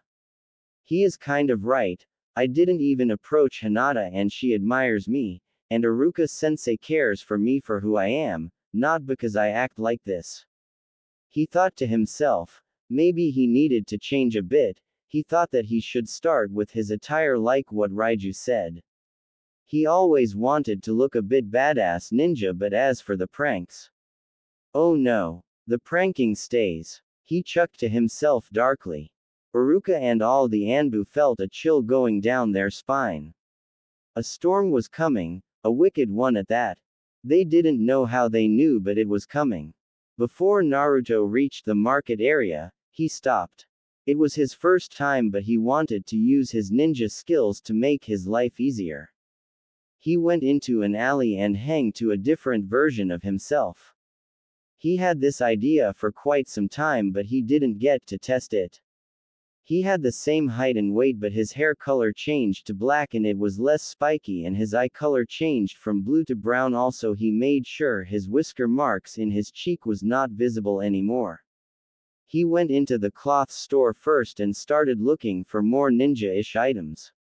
This store is called Chainmail, and it was one of the best shops for ninja gear in Konoha, but every time he came before they overcharged him so much that he couldn't buy anything. He just hoped it would be different this time. With that, he chose his cloths and items and gave it in the counter. In the counter there was an old man, who smiled at him and told him the total price. He even gave him a discount because of his age. Naruto paid him, but inside he was hurt. That same man overcharged him all the time, but now that he changed his appearance he was being treated normally. He thought of Raiju's words and then to himself, was all these acting really worth it? He just shook his head and went into other stores. He got lots of things to buy, and for once he might be able to buy them all. Few hours later. After Naruto was done with his shopping, he made one clone and sent it back with his stuffs. Right now he was walking around the town. It was a fresh feeling without all the glares and scowls, but it was sad as well, cause from what he was seeing, as long as he was not Naruto he wouldn't be abused or glared at. Why people hate him? That was the questions he had for the past few years, but now he knew the answer for the hatred, but he still had a few more questions. Why was he chosen? Where was his family? He stopped in front of the park. He saw kids playing while their parents were fondly looking after them from a bit far. The tenderness in the parents' eyes, something he never knew. Raiju-san, can I ask you something? Naruto wanted to confirm this one last time. Go ahead, kid. Raiju was a bit surprised with sudden determined voice of Naruto. Raijin-san will tell me about my family if I can pass his test, right? Raiju chuckled a bit. Yes, Naruto. If you can pass his test and impress him, I am sure he will answer all the questions that you have. What is this test? Can you give me a heads up on what I have to do? Naruto asked while heading towards the Hokage mountain. For now you just have to get stronger by a lot and strengthen your will and courage. Why do you ask, kid? After hearing that, Naruto closed his eyes and took a deep breath. Because now I know what I have to do, no. What I want to do. I will become stronger than now and I will pass the test. I will find out who my family is and everything about them, and the best way to do that is through this way. Raiju became interested at the kid's declaration. What about being Hokage? Naruto thought for a bit. I will be Hokage someday, that is my dream and my end goal. But there are a lot of things that I need to accomplish before that. For now, my goal is to become stronger, to prove my worth, and to know my past. Will you please help me, Raiju-san? Naruto pleaded. He knew he couldn't get stronger alone, not to the level to please a god. Before Raiju could answer, suddenly lots of memories started to flow through Naruto's mind. Memories of him keeping his new ninja gears at home, going to the ramen shop, meeting Hinata, and after that meeting Sakura, who smacked him in the head, and that was where the memories stopped. What was all that? Naruto was confused, finally reaching the top of the mountain. The memories felt so real, as if he just did those. Raiju looked back at Naruto's memories to see what he did earlier. After seeing that, he asked Naruto to make another clone and tell it do something that normally he wouldn't do. Hearing that, Naruto made a clone and looked at it wickedly. Boss, what's wrong? The clone asked nervously. I am sorry, my fellow brother. With that, Naruto pushed the clone from the top of the Hokage mountain. Real Naruto waited for a bit, and suddenly images of him falling from the mountain and hitting the ground came to him. Raiju's sweat dropped. This is what you always wanted to do. Naruto gave a shrug. Sighing, Raiju just shook his head. Well, it seems you can get the knowledge from your shadow clones when they get dispelled. Why not make a few more and try to make some actual use of it this time? Naruto nodded, and then he made some shadow clones, but before he could say anything, all of them dispelled themselves. Naruto and Raiju's sweat dropped seeing this. Guess I have to go down first. With Hinata. Hinata was coming back from the academy. The team selection had been postponed to next week for some unforeseen problems, but she knew it was cause of Mizuki. While she was returning, she met Naruto, but before they could get past the greetings, Sakura came, and it ended up same like every time. Naruto asking Sakura to eat with him, and she punched him in the head after rejecting him harshly. But to their surprise, Naruto just went poof. She glared at Sakura and walked past her with a small scowl on her face. She was hoping to spend some time with Naruto. Guess she wasn't lucky today. Hey, Hinata-chan. She spun around to see Naruto coming towards her. It seemed she was wrong about her luck. After seeing Naruto, she became nervous and started fidgeting as usual. Naruto looked at Hinata. From the memories he knew about the postponing of the team selection because of his clone and Hinata's earlier interaction. He wanted to go after Sakura, but after receiving the clone's memories of the punch he got for asking her out, he thought maybe it wouldn't be a good idea, so he came after Hinata. At least she wouldn't hit him that hard. Hey Hinata-chan, want to go eat lunch with me? Naruto was hoping she could say yes. Hinata was overjoyed. Naruto just asked her out to eat with him. Her, with Naruto, eat together.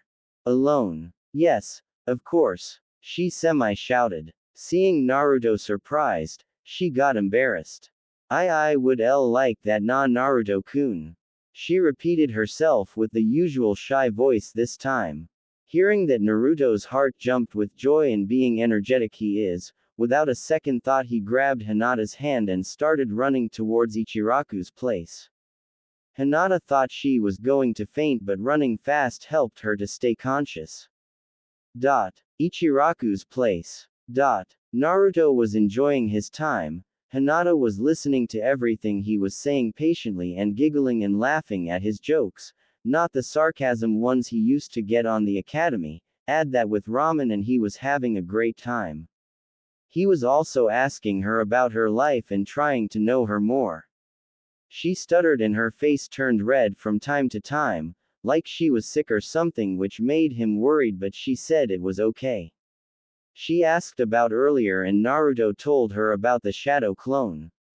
Speaking of shadow clone, after he learned about the memory transfer, he was hoping his little project to work. After going down the mountain, he made few clones. 2 clones he ordered them to henge and go to the library to find out everything about Uzumaki clan.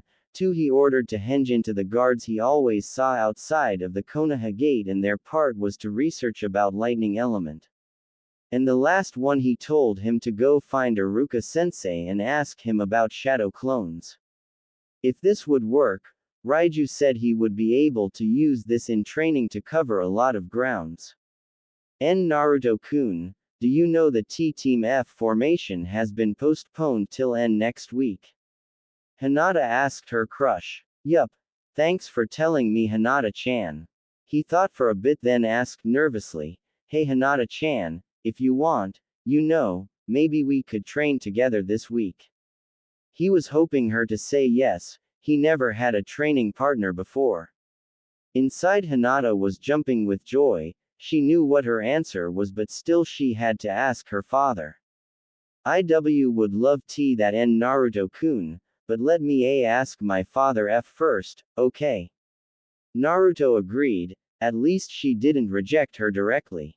Maybe her father might let her train with him, if he was lucky. After they were done with their lunch, Naruto said goodbye to Hinata. She told him to come to Hyuga clan's place tomorrow in the morning. He didn't want to get his hopes up because most of the adults didn't like him, and what if Hinata's father was like that also? Guess he would see when he went to her place tomorrow. While thinking about all this, suddenly memories of him talking with Iruka came into his mind. He already knew that Shadow Clone was a B-rank Kinjutsu, but from what his clone learned, these clones were physical instead of illusion. The user's chakra was evenly distributed among every clone, giving each clone an equal fraction of the user's overall power, but they took too much chakra, and for that people could die of chakra exhaustion if they didn't use this jutsu properly. What got his attention was that any experience his clones would get during their time, when they dispelled those, would be transferred to him, even the leftover chakra of the clones. They were great for spying and information gathering, but only Jonin-level shinobi could pull them off cause of the risk. After learning all this, he dashed to his home. He got to tell this to Raiju. Naruto's apartment. After Naruto reached his home, he sat down and started to concentrate. He opened his eyes to see he was on the Hokage mountain, and Raiju was lying down with his eyes closed. I know what you want to discuss, kid. Try to keep your excitement down, otherwise even if I don't want to, I will hear your thoughts. We will have to work on this if you want your privacy. Naruto was embarrassed after hearing that. Raiju just chuckled a bit, but this will come in handy. With your chakra you can use plenty of those clones without getting exhausted. Guess we have to wait for your other 2 groups to finish their research to make your training routine. Raiju cracked one of his eyes open and looked at Naruto. In the meantime, do you want to learn anything? Naruto thought for a second, then he beamed up. Raiju-san, can you tell me about yourself? Raiju was fully awake now. He knew Naruto would ask about him, but not this soon. He looked at Naruto and saw him looking at him with excitement and expected eyes. Raiju just smiled to himself and adjusted himself so he was facing Naruto now. Long story, kid, but guess we have time. But you have to promise me on your nindo that you will not tell anyone about this without my consent. Raiju warned softly. I promise on my nindo, Raiju-san. Hearing Naruto's response, he continued, I will skip some parts, but don't worry, I will tell you about those later. Where should I start from?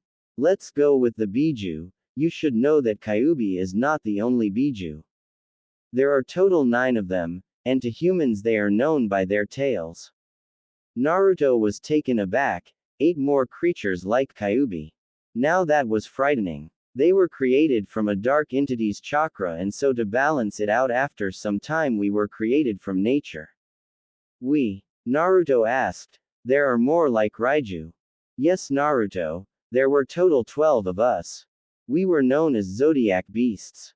Salamander, chameleon, snake, toad, slug, wolf, tiger, eagle, whale, monkey, panda and ox. Most of them created their own den in various places around the world and started their clan. Hopefully you will meet some of them in your journey. And as for some of us, we were chosen by different gods to be their companion based on what we did in our past. Naruto was amazed learning all this. So, Raijin-san choose you. Cool. What did you do? For a second Raiju made a sad face, but it was gone in a flash. I will tell about that later. For now I hope you hold on to your promise not to tell anyone about this. Of course, I promise I won't tell anyone about this without telling you, and you know I don't back down on my promise. Raiju smiled at Naruto. Before they can continue, memories of learning about lightning elements flashed through Naruto's mind. Guess we have to start preparing your training schedule for the week. Naruto nodded and started to sort out what he saw from his memories.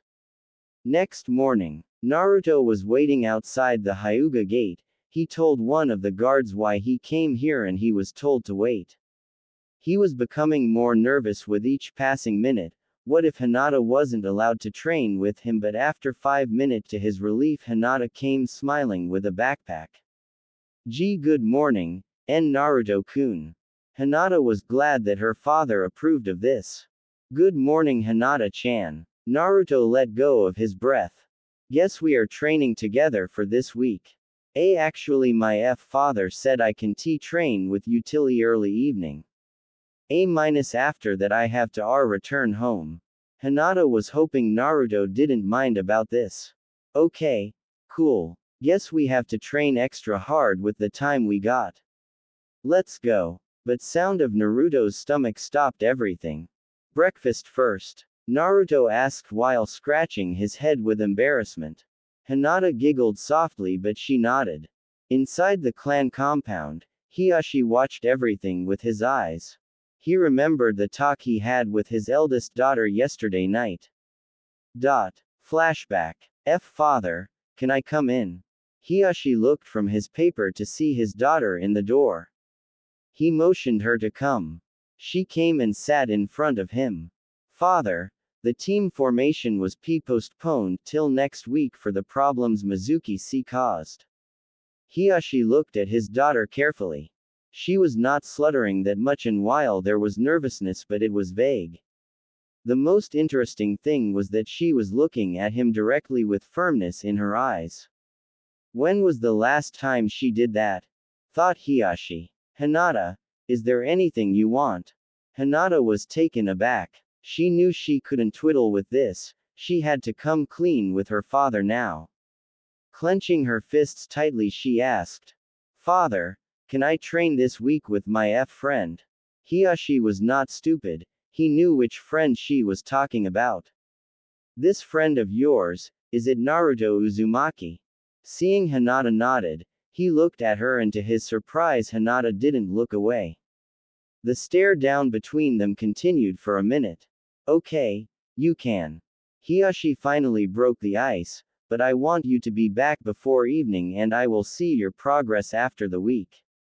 If I see you progressed far, then you may continue your training with him on your free time. But, if I see that you didn't improve at all, then you are not to meet with him again. Hiyashi told in a hard tone. He wanted to see how far this could go. Hinata was scared. What if she failed? She wouldn't be able to meet Naruto again. But despite her fear, she steeled her resolve. She took a deep breath. Thank you, Father, and I promise I won't disappoint you. Hiyashi nodded, and after that Hinata left.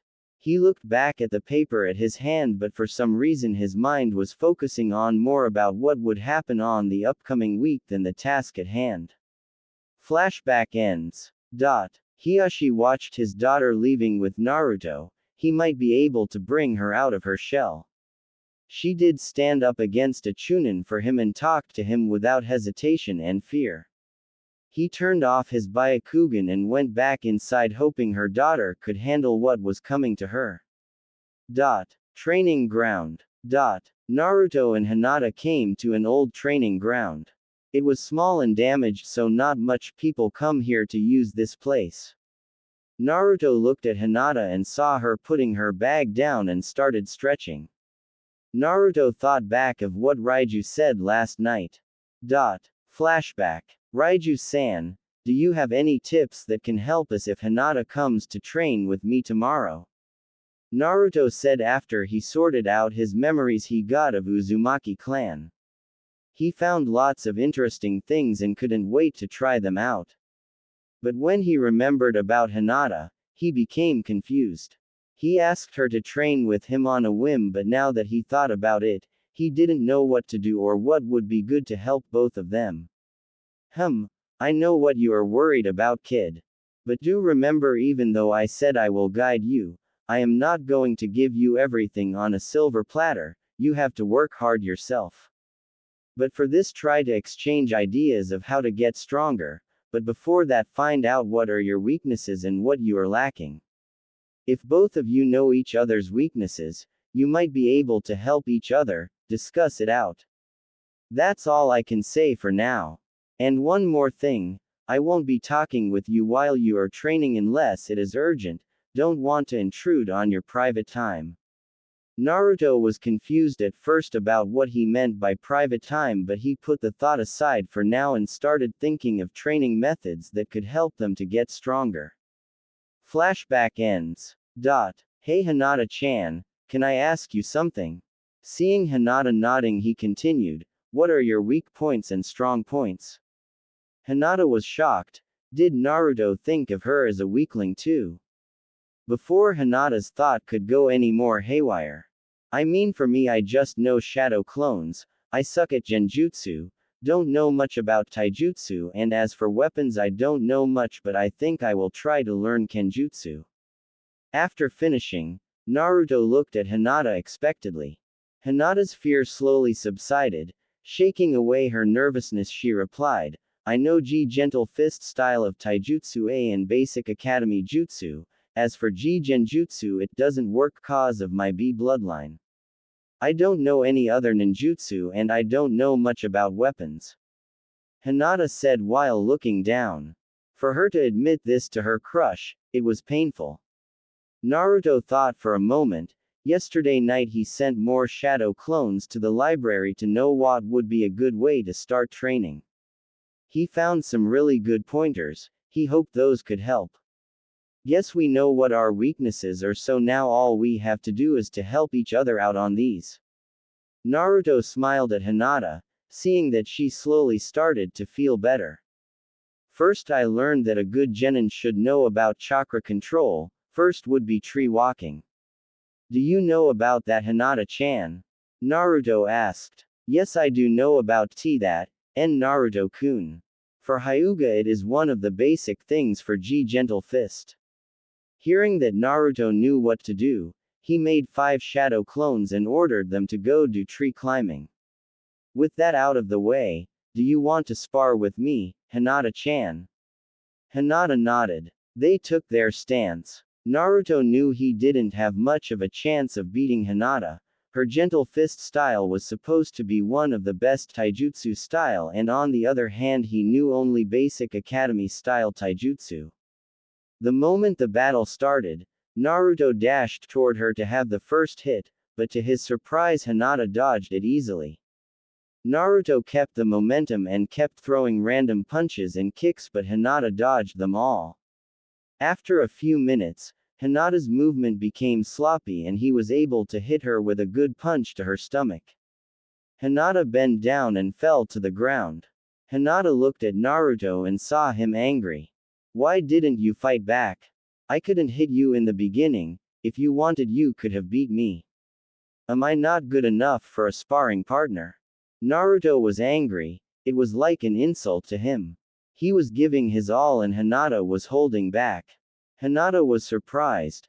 She thought he would be disappointed but not angry for this. No, I just didn't wanted to hurt you. She barely whispered, tears already forming in her eyes. What do you mean by that? We are sparring, Hinata-chan, and if you hold back against your opponent who is giving everything he got, it's like an insult to him. You are hurting me to get better, Hinata-chan. His voice became soft at the end. He went beside her and kneeled down. Hinata-chan, do you want to be strong? He asked her softly. Seeing her nodding, he smiled. Then don't hold back. Give me everything you got and more. You said you admire me because I never back down, right? Then be like me. Don't back down and don't hold back. If you hurt me now, you will make me stronger so that I do not get killed in the outside world. If you think it like this way, you are hurting me in a friendly way to protect me from real harm. Hearing this, Hinata became stunned. She never thought about it like this. One more time, Naruto-kun. She said with determined voice. Way to go, let's keep on going till one of us falls over. Few hours later. Naruto was lying down on the ground. He didn't have one bit of energy to do anything. Who the hell called this style gentle fist? There is nothing gentle about this. They should have named it poking dagger style or piercing finger style. Naruto grumbled. Out of all the matches, only on the last one he was able to deliver some attacks to Hinata. All the other times she took a steady stance and hit him hard when he got close, real hard, making her the winner. And few minutes ago, his clones dispelled themselves, so he got the experience of tree walking. It was not fully done, but he was almost there. Hinata was also lying down on the ground. She knew Naruto had energy, but until today she didn't knew how much. Any other person would be to the hospital by now after getting their chakra point shut down and reopened so many times. Last match, Naruto accidentally touched her. She got so embarrassed that she thought she was going to faint if Naruto didn't follow up with a punch to her shoulder. She quickly snapped herself out of her embarrassment, but Naruto was able to deliver few more attacks. She was forced to move around the field avoiding his attacks while hitting him, unlike standard gentle fist. Fighting like this was kind of refreshing and fun. She just hoped she could be strong enough to pass whatever her father would throw at her at the end of the week. Hey Hinata-chan, what was the last style you used? Seeing Hinata confused, he elaborated, the one where I almost beat you. You started moving around instead of staying still and hit me while avoiding the attacks. It was so cool. Hinata's face flushed with the compliment. It's not gentle fist style, and Naruto-kun, it was just some random movement. Hinata answered sourly. She was not good at gentle fist cause instead of staying still on one place she felt better if she moved around. That felt more natural to her. I think this suits you better. Why not combine it with the poking dagger style? Hinata giggled hearing the nickname Naruto gave to their gentle fist, but then she stopped. Could she do it? Upgrading gentle fist style in a way that would be more suitable for her to use. I mean, you are quite fast and reflexive, and this would make you more deadly, you know. Dodge and hit. Naruto said while he tried to get up. Damn, this hurt, he thought. Is it possible? It sounds so difficult. What if the clan doesn't approve of this? What if? Then she saw Naruto trying to stand up. He was clearly in pain, but despite that he stood up. She felt so small comparing to him. No more what ifs. I will try my best to make this happen. She looked at Naruto to see him extending his hand while smiling. She smiled back at him and took his hand. Naruto-kun, can you help me create this new style? She was scared a bit even though she knew what the answer was going to be, she still felt nervous. Of course, Hinata-chan. We are both in this together, aren't we? Naruto said while stretching his body. Hinata smiled. Yes. She could do it. I will do this. She looked at Naruto. She knew what to do and what her new goal was. Lunch? Naruto asked. Hinata replied, Ichiraku's. Naruto smiled at her. Being a ninja means you have to fight swiftly against all the odds to save the helpless against tyrants, have to eliminate bandits that terrorize defenseless villages, rescue princess from the clutches of evil, defend nation against oppressors. That is what a ninja supposed to do, risk your life for the good of people. What the is this shit? Naruto groaned as he tried to remember the missions he was doing for the past week, painting fences, taking care of babies, doing groceries. And what about catching that damn cat Tora, which should be a high-level mission? I almost killed the cat if it wasn't for Yamato-sensei.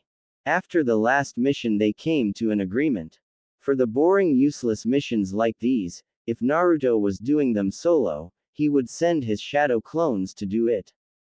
To him, it was a total waste of his time, and although Yamato didn't say it directly but Naruto could see even he agreed to it, got better things to do than these chores. I mean who the uses ninja to paint their house and watch their dogs. Of course I'm angry, what do you expect? Well, at least when I am doing these missions with other teams it feels better. Glad to see that I am not the only one suffering. Naruto smirked as he went through his wardrobe. It still had a lot of orange cloths but now with varieties. Naruto grinned as he remembered what Yamato said about their team. It was known as the backup team. They were the backup for other teams, and they would also join any team that was taking C-rank mission for the first or second time. Well, so far they were only able to help with one group with their C-rank mission. It was a quick delivery of some important document. Their sensei asked for them for some extra hand as they had to deliver the document fast. Even though Naruto did his first C-rank mission and the first to do so from his batch, he still wasn't satisfied. Well, he had a good reason for it. Because Neji was there. The team was called Team 9. Although Naruto didn't like the Hyuga, but even then he had to admit that team knew how to pack a punch. But the problem was that except for the girl everyone else was insane. The sensei, Naruto shivered as he remembered their sensei. He was the weirdest crazy guy he had even seen. His name was Guy, had really thick eyebrow, wears a bright green jumpsuit and had a bowl haircut. And every now and then he would do this weird nice guy pose for no reason. Naruto clearly remembered that he saw the sun reflecting on his teeth. Naruto named him Bushy Brow Sensei. And his clone, Bushy Brow, who was a miniature version of Guy, was as bad as him. I think his name is Lee. And both of them do this weird hugging thingy where this genjutsu comes in that I swear is stronger than my harem jutsu. Just let these two do their genjutsu on the battlefield and I am sure most of the enemy will be out cold. And both of them keep on spouting flames of youth in every freaking line. What the is, flames of youth. But from what I heard, Lee can't use ninjutsu or genjutsu but is really good at taijutsu. I sparred with him a bit, only taijutsu, and I lost badly. Next match I used my practice swords and it was a draw. He almost broke my swords. Damn, that was a tough match. Naruto spoke out loud as he took of his cloths and headed toward the bathroom. Tenten was composed and good with weapons. Naruto and she became friends fast when she saw him using kenjutsu against Lee. They sparred a bit using swords. Naruto was the winner but she didn't make it easy for him. After her defeat she pointed out that sword was still new to her. She was better with range weapons and bojutsu. Later they decided we would spar whenever they can using only weapons, she can use any while Naruto would stick with his swords. And the last was the pompous fate is my bitch, the one and only Neji. On their joint team time, he didn't say anything but he made sure to show his dissatisfaction toward Naruto, in any way he could. Naruto didn't like it but he had to admit one thing, and that was he was lucky. If Neji was in his usual level Naruto wasn't sure if he could have won the match. Not because of what others said but because of what he saw. He was better than Lee in taijutsu, he was more agile than Tenten and he definitely was the smartest in the group. He was good and he knew it. But Naruto wouldn't back off. Naruto doubled his training after that mission, because he knew in the future he would have to go against him once again. But working with the new genin teams is better than the old ones, just my opinion. Naruto said as he turned off the shower. He wiped himself with his towel and went out. Stark, although working with Team 10, how to say, is troublesome. The lazy-ass Shikamaru, the chubby Choji, and the troublesome Ino, the Ino-Shika Choji combo, that's what my sensei told me. Their fathers were a legendary combo, so they also wanted to try this out with their children, I guess. Naruto sighed as he recalled working with them. Most of the times doing D-rank missions, Shikamaru would try to sleep while Ino would yell at him. It would always end with Naruto and Choji doing most of the work. But the most confusing was Ino because Naruto clearly caught her giving him this weird look like she was sizing him up. As for their sensei, that guy's name is Asuma, son of the Sandame. Still pissed at the old man for what happened before, you know. No, it's not about hate, it's just that I can't forgive him for that, not anytime soon. But from what I heard, this Asuma was a member of the 12 Guardian Ninja, don't know what it is but I will look it up later. Naruto stopped as he finished dressing up. Also, guess what? I found the most laziest sensei ever. And the prize goes to none other than Team 7's sensei. I mean, that guy came after 3 hours of the appointed time.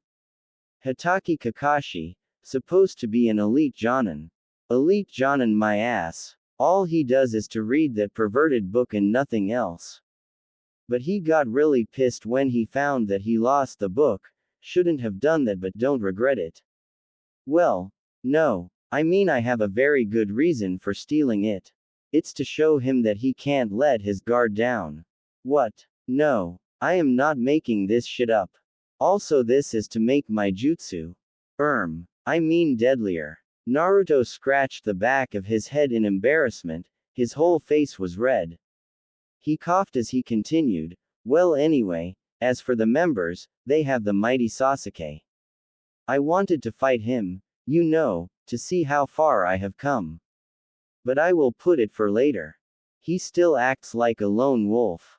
Doesn't communicate much, but I can tell he is strong and getting stronger as well.